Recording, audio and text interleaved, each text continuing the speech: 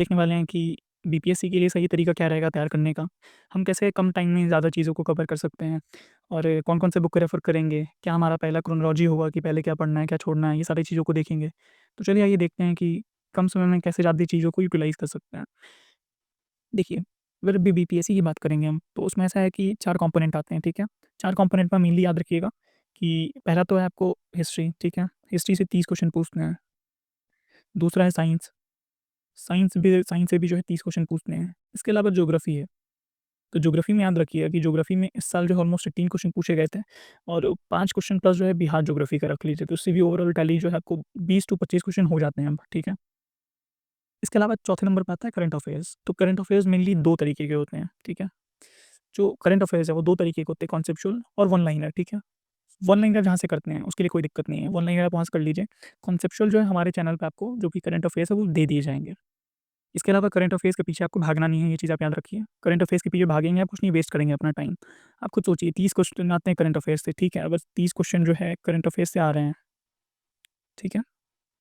अगर आप एक सोर्स पढ़ रहे हैं, ठीक है? तो आप जो है 22 क्वेश्चन बना रहे हैं, 20 से 22 क्वेश्चन बन रहे हैं आपके और अगर आप 4 सोर्स पढ़ रहे हैं, तब भी आप 25 क्वेश्चन बना पा रहे हैं, तो कुछ फ़ायदा होगा क्या इससे? मुझे तो नहीं लगता कि बहुत फ़ायदा होगा इससे और क्यों ही हो, अगर आप 4 सोर्स रेफ़र करेंगे तो टाइम ज़्यादा लगेगा और आप क्वेश्चन भी देखिए आपको जो कॉस्ट बेनिफिट है वो 3 क्वेश्चन ज़्यादा बना पा रहे हैं। वहीं आप किसी अगर स्टैटिक टॉपिक पे ज़्यादा ध्यान देंगे, तो हो सकता है कि उस टॉपिक पे आप ज़्यादा कमांड कर लें, ज़्यादा नंबर ले आएँ।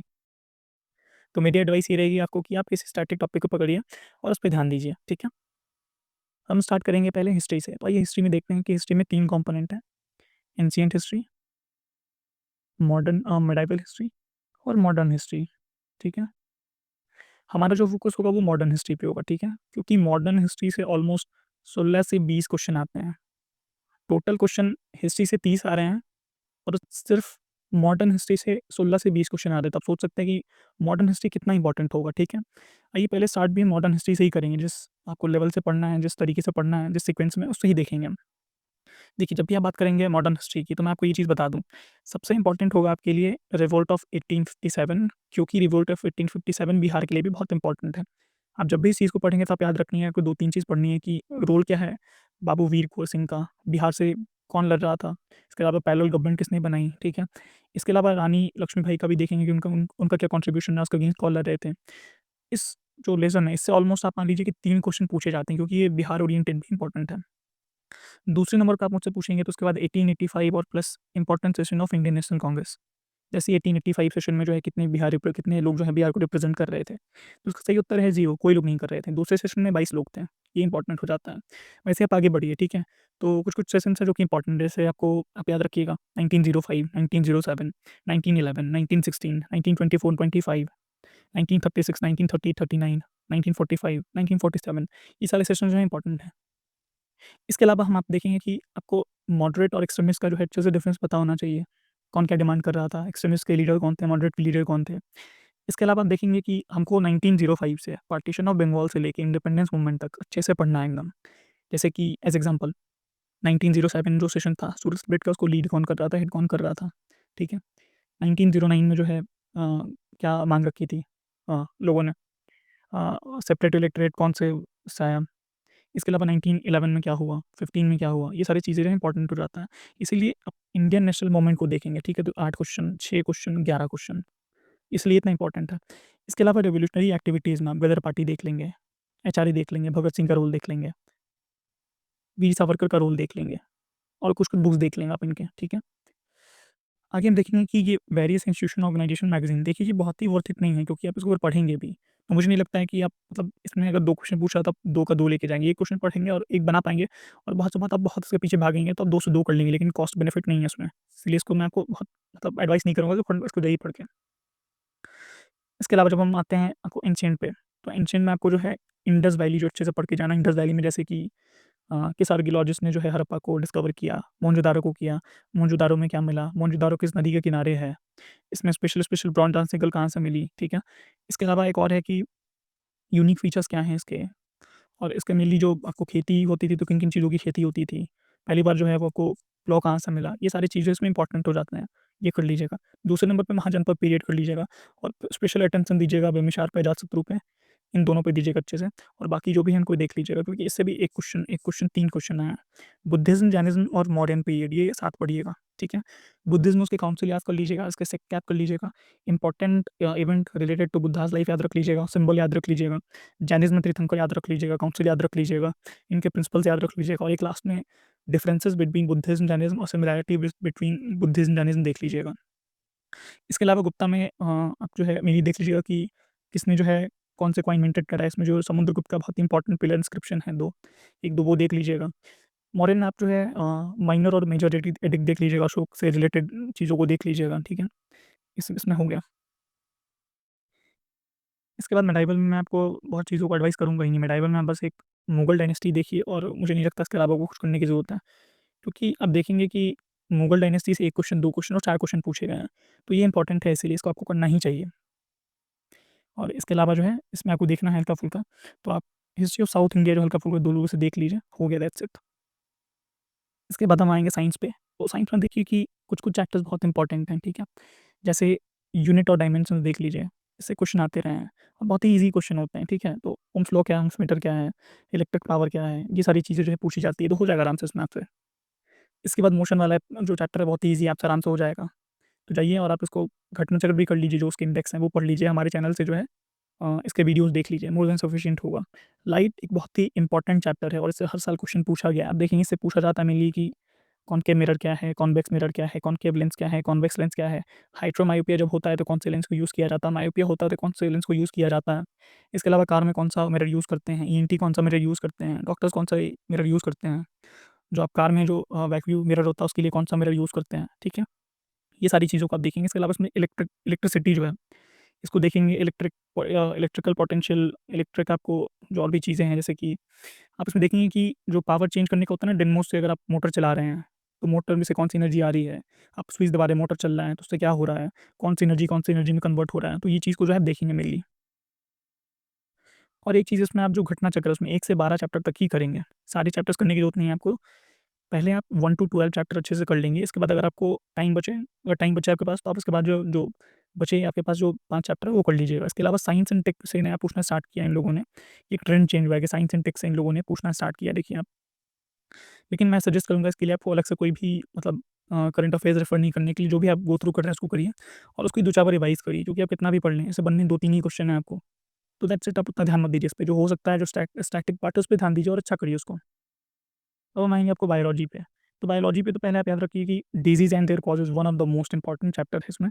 आप याद ही कर लीजिए इसको, मतलब बहुत ही इम्पोर्टेंट है, आपको करके ही जाना चाहिए। इसके अलावा आप देखेंगे इसमें कि आजकल जो है इसमें मेनली आपको diseases and causes related to plants and animals पूछने लगे हैं।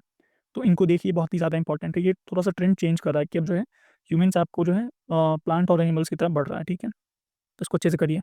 इसके अलावा आप सेल टैक्सोनॉमी करके रहिए, देखिए 68 में 3 क्वेश्चन, 69 में 1 क्वेश्चन, और ये घटना चक्र से करिएगा तो मोर देन सफिशिएंट होगा। इसके अलावा जो मैं तीसरा बोलूँगा आपको, classification of animals and plants, देखिए 67 में 2 क्वेश्चन, 68 में 3 क्वेश्चन, ये सारे घटना चक्र से करेंगे तो मोर देन सफिशिएंट है आपके लिए। करना है आपको सारे, इसमें नर्वस सिस्टम भी करके जाइएगा, एक-एक क्वेश्चन पूछना स्टार्ट किया इससे लास्ट 2 ईयर से, और एक्सपेक्टेड है कि इस साल भी पूछ लेगा। देखिए आपको करने सारे हैं इसमें, ठीक है? लेकिन जो है ये आपको जो है मैंने बता दिया सीक्वेंस क्या होगा, कि पहले आप जो है डिजीज़ एंड देयर कॉजेज़ करेंगे, फिर क्लासिफिकेशन ऑफ एनिमल्स प्लांट करेंगे, सेल टैक्सोनॉमी करेंगे, नर्वस सिस्टम करेंगे, फिर जो है हार्मोन एंड एंजाइम भी कर लेंगे, और उसके बाद जो है बाकी बचे जो भी हैं वो कर लेंगे इस हिसाब से देख के। केमिस्ट्री देखिए तो केमिस्ट्री में आपको atomic structure, carbon and it's allotropes, और ये देखिए सॉल्यूट, सॉल्वेंट, सॉल्यूशन और सॉल्यूशन, इन दोनों चैप्टर्स को आपको बहुत अच्छे से कर लेना है, क्योंकि ये one of the most important chapters हैं, ठीक है? इसके अलावा आप देखिए important chemical compound and their uses, back to back सारे बीपीएस सीरीज में क्वेश्चन पूछे हैं इससे, तो इसीलिए ये याद कर लेंगे हम सब, इसमें छोड़ना नहीं है कुछ। मेटल्स को अच्छे से पढ़ेंगे। हाँ, मेटल्स को आप छोड़ सकते हैं, स्टेट ऑफ मैटर को छोड़ सकते हैं कुछ देर के लिए, लास्ट में करिएगा। मैंने ये सीक्वेंस बता दिया, इसी सीक्वेंस से जाइए और घटना चक्र से पूरा करिए, मोर देन सफिशिएंट है, मुझे नहीं लगता इसके बाद कुछ करने की ज़रूरत पड़ेगी आपको। इसके बाद हम आते हैं ज्योग्राफी पे। देखिए ज्योग्राफी पे जो 69 बीपीएससी है उसमें 18 क्वेश्चन पूछे गए हैं, अगर आप बिहार ज्योग्राफी का टैली जोड़ दीजिए तो टोटल 23 क्वेश्चन हो जाते हैं इससे। और देखिए ये पिछले साल में जो है ये इतने सारे क्वेश्चन पूछे गए हैं बीपीएससी में ज्योग्राफी से, तो ज्योग्राफी का भी जो आप एक तरीके से देखेंगे कि जो टैली है वो काफ़ी ज़्यादा है। अब इसमें कौन से पढ़ने हैं, कौन से छोड़ने हैं, मैं आपको बताता हूँ। जैसे देखिए क्लाइमेट्स वाला को एकदम करके जाना है और पहले कर लीजिएगा। ये एक्चुअली बिहार ज्योग्राफी के लिए भी इक्वली इंपॉर्टेंट है। जब आप ये एनसीईआरटी से कर रहे होंगे ये घटना चक्र से, तो आप बिहार स्पेसिफिक कर लीजिएगा। इसके बाद आप नीचे आएँगे तो प्लेटू माउंटेन प्लेन पासेस जो है अब इधर इनको थोड़ा इंपॉर्टेंट बना दिया है, इसीलिए आप इसको थोड़ा-सा देख के जाएँगे। इसके बाद जो है रिवर और सिटी डैम को जो अच्छे से करेंगे। 1 और 2 क्वेश्चन पूछे गए हैं इससे। इसके बाद देखिए यहाँ पे, ये मिनरल रिसोर्सेज़ कितना इंपॉर्टेंट है, हर साल क्वेश्चन पूछे गए हैं इससे। ये फॉरेस्ट रिसोर्स वाइल्ड लाइफ देखिए, 2 क्वेश्चन, 3 क्वेश्चन और आइलैंड और ओशन डेज़र्ट वाले से तो एकदम लास्ट 2 टाइम से जो अच्छे से पूछे जा रहे हैं। सेंसस मैं आपको मना करूँगा कि मत करिए, 1 क्वेश्चन पूछे गए हैं। ट्राइब वाला पार्ट मत करके जाइए। कंट्री कैपिटल कर लीजिए, लो हैंगिंग फ्रूट है, आराम से हो सकता है। लैंडफॉर्म्स एकदम अच्छे से करके जाइए, लैंडफॉर्म बहुत ही इंपॉर्टेंट है, इससे क्वेश्चन ठीक-ठाक आए हैं। ये देखिए, तो मेनली आप ये सारे कुछ को कर लेंगे तो मुझे लगता है कि मोर देन सफिशिएंट होगा, आप अच्छा खासा स्कोर कर लेंगे। इंफ्रास्ट्रक्चर मैं आपको बहुत मतलब एडवाइस नहीं करूँगा, लास्ट में टाइम बचा है देख लीजिए, लेकिन ऐसे देखने की ज़रूरत नहीं है आपको। इंडस्ट्री देख लीजिए, पोर्ट मत देखिए, ट्रांसपोर्टेशन भी करने की ज़रूरत नहीं है। सोलर सिस्टम कर सकते हैं क्योंकि लो हैंगिंग फ्रूट है, और ये 1 क्वेश्चन आपको 2 क्वेश्चन ऐसे ही दिला देगा आराम से। इसके अलावा पॉलिटी पे आ रहे हैं, तो पॉलिटी पे फंडामेंटल राइट सबसे पहले पकड़िए और याद कर जाइए, 12 से 36, ठीक है? और मुझे लगता है ये काफ़ी लोगों ने कर भी लिया होगा अभी तक। दूसरे नंबर पे आप करेंगे कि आपको फंडामेंटल ड्यूटीज़ और डीपीएसपी भी देख लेने हैं, ये बहुत ईज़ी है, आराम से याद कर लीजिएगा। इसके अलावा आपको छोड़ना क्या नहीं है, जो आपके सीक्वेंस वाइज़ होंगे, फंडामेंटल राइट्स करिए, लेजिस्लेचर करिए, जुडिशरी छोड़ के मत जाइएगा, लास्ट टाइम बहुत टफ क्वेश्चन पूछा भी था एक इससे, जुडिशरी से कॉलेजियम सिस्टम पे। पंचायती राज देखिए हमेशा कांस्टेंट है, हर साल क्वेश्चन पूछ रहा है, इसलिए इसको करके जाएँगे पहले। तो हमारा सीक्वेंस होगा फंडामेंटल राइट्स, लेजिस्लेचर, जुडिशरी, पंचायती राज। इसके बाद हम जो है आपको डीपीएसपी फंडामेंटल ड्यूटीज़ देख लेंगे, और छोड़ना कुछ भी नहीं है पॉलिटी में, ये सब ऐसे हैं कि बहुत ही ईज़ी-ईज़ी हैं सबको। जैसे कि अब देखिए इन लोगों ने आर्टिकल पूछने का नया ट्रेंड शुरू किया है। ज़्यादा आर्टिकल पहले ही पूछते थे, लेकिन ये देखिए लास्ट टाइम भी 2 पूछा है। तो इसीलिए आर्टिकल्स ऐसे हैं कि आप याद कर सकते हैं आराम से। अगेन मैंने बोला था फोकस आपका fundamental rights, Panchayati Raj system, judiciary, legislature, fundamental duties, directive principle of state policies को देख के जाना है। लास्ट आते हैं इकोनॉमिक्स पे। देखिए इकोनॉमिक्स में प्लानिंग जो कमीशन है प्लस 5 ईयर प्लान्स है, टोटल 12 जो भी 12 5 ईयर प्लान्स हैं, ठीक है? उसको रट जाइए, और इसमें स्पेशली आप देखेंगे 2 चीज़ है। 2 चीज़ की, एक तो प्लान हॉलिडे कब है, और एक मोरारजी गवर्नमेंट के टाइम में कौन-सी एक इसके बदले आती थी वो देख लीजिए। दूसरा करेंसी एंड बैंकिंग पे अब इन्होंने पूछना स्टार्ट कर दिया है, इसीलिए इसको भी थोड़ा बहुत देख लीजिएगा, नेगलेक्ट मत करिएगा। लास्ट टाइम 4 क्वेश्चन आए थे, ये मेनली मॉनेटरी पॉलिसी और ये सब जो देख के जाइएगा, मोस्ट प्रोबेबली वहीं से 1-2 क्वेश्चन होगा आपको। तीसरा ये पॉवर्टी एंड अनएम्प्लॉयमेंट, इससे ना इसका कमिटी देख लीजिए, ठीक है? और इसके अलावा यहाँ पे कि एब्सोल्यूट पॉवर्टी क्या होती है, ठीक है? रिलेटिव पॉवर्टी क्या होती है, अनएम्प्लॉयमेंट का डेफिनिशन क्या है, ठीक है? ये सारी चीज़ों को देख लीजिए, और भूलिएगा मत, गवर्नमेंट स्कीम तो देख के ही जाइएगा, government scheme one of the most important है, और इसको एकदम कर ही लीजिएगा अच्छे से। मेरा ये जो है आपके लिए बहुत ही एक ऐसा है कि गवर्नमेंट स्कीम को आप नहीं करके जाएँगे, तो कुछ नंबर का जो आपको नुकसान हो जाएगा, इसीलिए आप करके जाइएगा। अगर आपको हमारा वीडियो पसंद आया हो तो वीडियो को लाइक करिएगा, और मुझसे पर्सनली जुड़ने के लिए आप एंशिएंट एंकर्स जो है सर्च कर सकते हैं टेलीग्राम पे, और मुझसे जुड़ सकते हैं। इसके अलावा अगर आपने बिहार ज्योग्राफी नहीं की है, तो आप चैनल को ज्वाइन कर सकते हैं मेंटरशिप के लिए और ज्योग्राफी पढ़ने के लिए, बिहार ज्योग्राफी। हम लोग जल्दी जो है बिहार ज्योग्राफी का सेशन लाने वाले हैं, लाइव सेशन, आप वहाँ हमसे मिल सकते हैं। Thanks a lot.